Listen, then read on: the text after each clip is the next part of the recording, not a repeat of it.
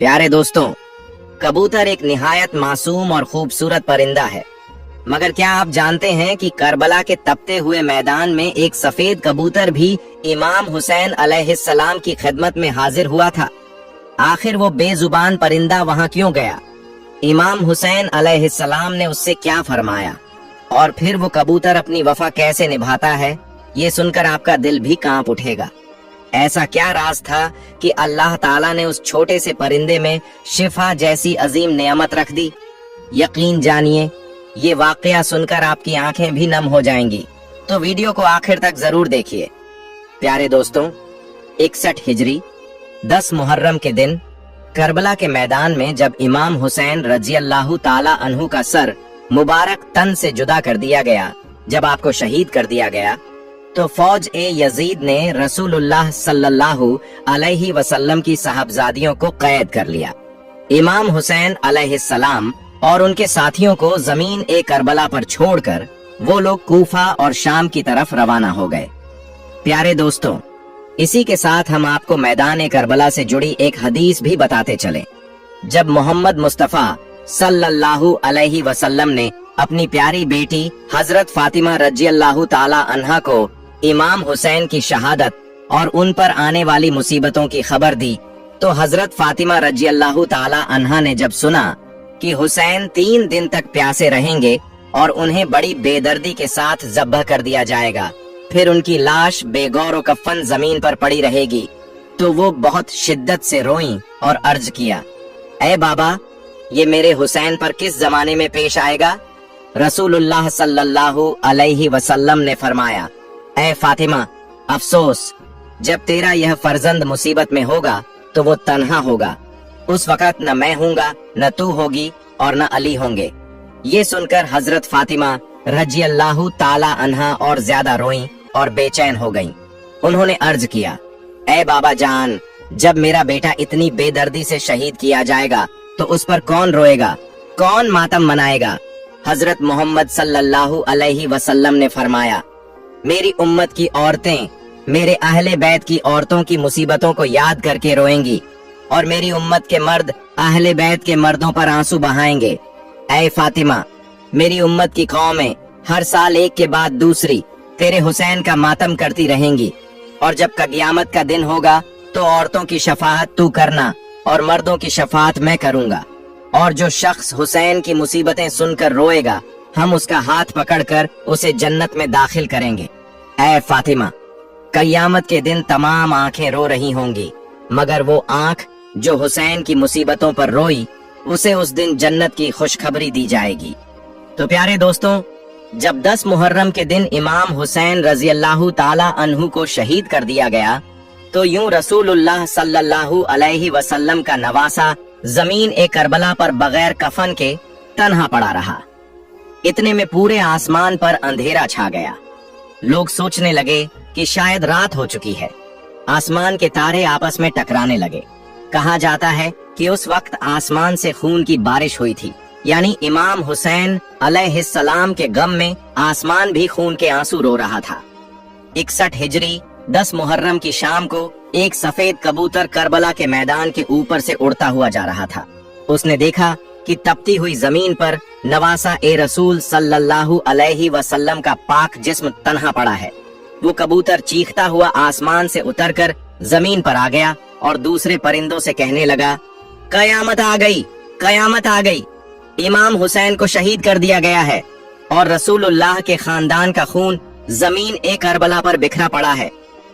यूं वो सफेद कबूतर इमाम हुसैन के गम में रोने लगा और उसने अपने आप को इमाम के खून से तर कर लिया। फिर वह वहां से उड़ता हुआ मदीना शरीफ पहुंच गया। मदीना में पहुंचकर वो कबूतर तवाफ के अंदाज में रसूलुल्लाह सल्लल्लाहु अलैहि वसल्लम के रोजे के चारों तरफ चक्कर लगाने लगा। उसके पैरों से खून के कतरे टपक रहे थे। मदीना के लोगों ने जब इस कबूतर का हाल देखा तो वो हैरान और परेशान हो गए।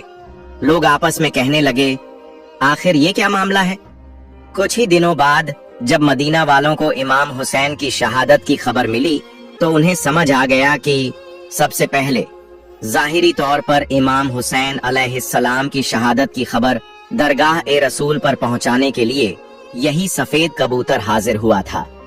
इसीलिए बुजुर्गों ने फरमाया है कि दुनिया में जो सफेद रंग के कबूतर होते हैं वो उसी कबूतर की नस्ल से हैं, और इसी वजह से अल्लाह ताला ने इन सफेद कबूतरों में शिफा और बरकत रख दी है। प्यारे दोस्तों, तारीख में लिखा है कि मदीना के बाहर एक गांव में सयाम नाम का एक यहूदी रहता था। उसकी एक बेटी थी जो जाहिरी तौर पर बहुत खूबसूरत और नेक लगती थी, मगर अचानक उसे एक ऐसा अजीब मर्ज हो गया जिससे उसके दोनों हाथ, दोनों पांव और आंखें काम करना बंद कर गए। वो अंधी, अपाहिज और मजबूर हो गई। उसकी हालत देखकर मोहल्ले और आस पड़ोस के लोग उसे नफरत की नजरों से देखने लगे। उन्हें डर था कि कहीं ये बीमारी हम तक भी न पहुंच जाए। जब उस यहूदी ने देखा कि सब लोग उसकी बेटी को नफरत की नजरों से देखते हैं, तो वो यहूदी तंग आकर अपनी बेटी को लेकर अपने गांव से निकल गया। वो दूर एक बाग में जाकर रहने लगा। अब यहूदी दिन भर शहर में काम करता और शाम को उस बाग में अपनी बेटी के पास वापस आ जाता।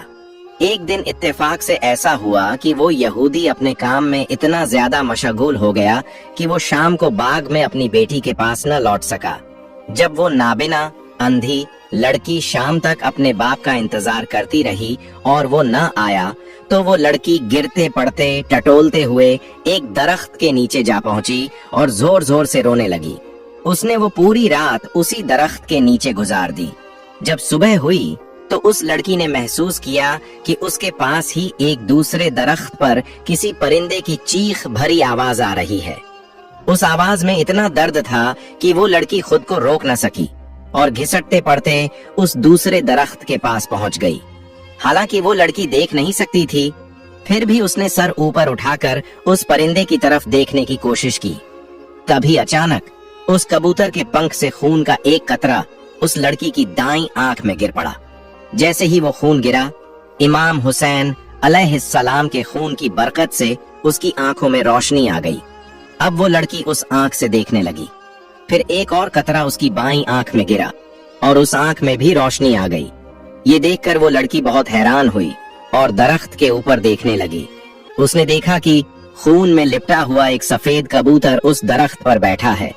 वो उस कबूतर को देख ही रही थी कि खून के कुछ और कतरे उसके जिस्म पर गिर पड़े। इमाम हुसैन के खून की बरकत से उस लड़की की तमाम बीमारियां खत्म हो गईं। अब वो लड़की बिल्कुल ऐसे हो गई जैसे उसे कभी कोई बीमारी थी ही नहीं। फिर वो लड़की खुशी खुशी उठी और अपने बाप की तलाश में निकल गई। वो बाग से बाहर निकली ही थी कि सामने से उसका बाप, वो यहूदी, आता हुआ नजर आया। वो यहूदी उस लड़की के पास आ गया, मगर उसने अपनी सगी बेटी को पहचाना नहीं। उसने लड़की को अजनबी समझते हुए पूछा, ऐ लड़की, तू कौन है और इस बाग में क्या कर रही है? मैं अपनी एक बीमार बेटी को इस बाग में छोड़कर गया था। क्या तुझे उसका कोई हाल मालूम है? क्योंकि जहां मैंने उसे छोड़ा था अब वहां वो नहीं है। ये सुनकर लड़की खुशी से रोने लगी। उसने कहा, बाबा, क्या आपने मुझे नहीं पहचाना? मैं ही आपकी वही बीमार बेटी हूँ जिसे आप इस बाग में छोड़कर गए थे।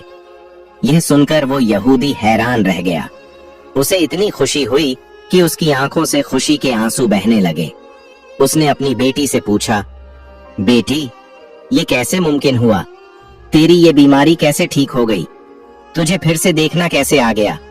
उस लड़की ने अपने अब्बा को सारा वाकया सुना दिया और फिर उसे उस दरख्त के नीचे ले गई जहां वो कबूतर अभी भी बैठा हुआ था, जो इमाम हुसैन अलैहिस्सलाम के खून से लिपटा हुआ था। वो कबूतर अब भी उसी दरख्त की शाख पर बैठा था और दर्द भरी आवाज में रोए जा रहा था। यहूदी ने उस कबूतर की तरफ देखकर कहा, ऐ मुबारक परिंदे, तेरी इस दर्दनाक चीखों के पीछे आखिर क्या राज है? और तेरे पंखों से टपकता हुआ ये मुबारक खून किसका है जिसमें अल्लाह ने इतनी बड़ी बरकत और शिफा रख दी है? फिर जैसे तैसे करके उस यहूदी ने इस परिंदे के बारे में मालूमात इकट्ठी की। जब उस यहूदी को ये पता चला कि ये जो खून इस कबूतर के पंखों पर लगा है, ये नवासा ए रसूल हजरत इमाम हुसैन अलैहिस्सलाम का है और उसी मुबारक खून की वजह से उसकी बेटी की आंखों में रोशनी लौट आई और उसकी खतरनाक बीमारी भी जाती रही, तो वो यहूदी फौरन कहने लगा, अगर हजरत इमाम हुसैन अलैहिस्सलाम के नाना रसूलुल्लाह सल्लल्लाहु अलैहि वसल्लम हक पर न होते, अगर उनका नवासा हक पर न होता, तो उनके खून के कतरों में इतनी बरकत और इतनी शिफा कैसे होती? अगर वो झूठे होते तो एक अंधी लाचार लड़की को इतनी करामाती शिफा कैसे मिलती? इसके बाद उस यहूदी ने वहीं उसी बाग में अपनी बेटी के साथ कलमा पढ़ा और इस्लाम कबूल कर लिया। और फिर जब भी कोई उससे पूछता कि तूने इस्लाम क्यों अपनाया, तो वो इस सारा वाकया अश्क भरी आंखों से तफसील के साथ सुनाया करता। सलाम हो रसूलुल्लाह सल्लल्लाहु अलैहि वसल्लम के खानदान पर, सलाम हो उस पाक खून पर जो इस्लाम की हिफाजत और बका के लिए जमीन ए करबला पर बहता रहा।